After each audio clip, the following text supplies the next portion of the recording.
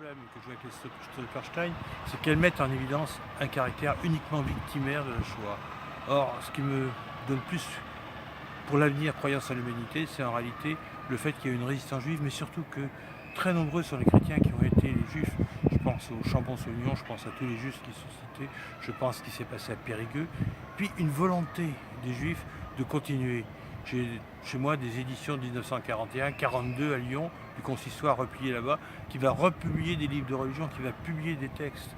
Donc on est vraiment en face d'une tentative de survie. Et je crois que pour moi il est important d'en parler. Il est important de ne pas réduire la Shoah à un abattoir.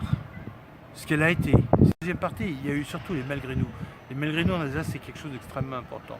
C'est 125, 130 000 personnes qui ne voulaient pas partir. Alors quelques-uns étaient volontaires, mais la plupart ont été contraints de partir dans l'armée allemande.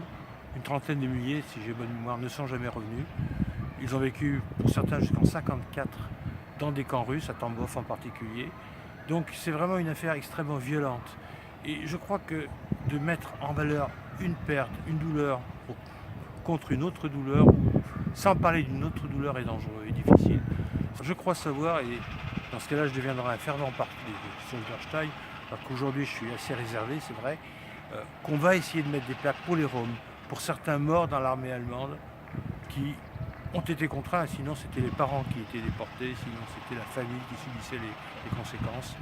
Et donc je crois que si le projet devient un projet complètement global, alors là, contre le nazisme, de dénonciation de ce qui a été une folie, de dénonciation, ce qui malheureusement renaît aujourd'hui quand on voit des cimetières profanés, alors là je crois qu'effectivement le projet vaut la peine.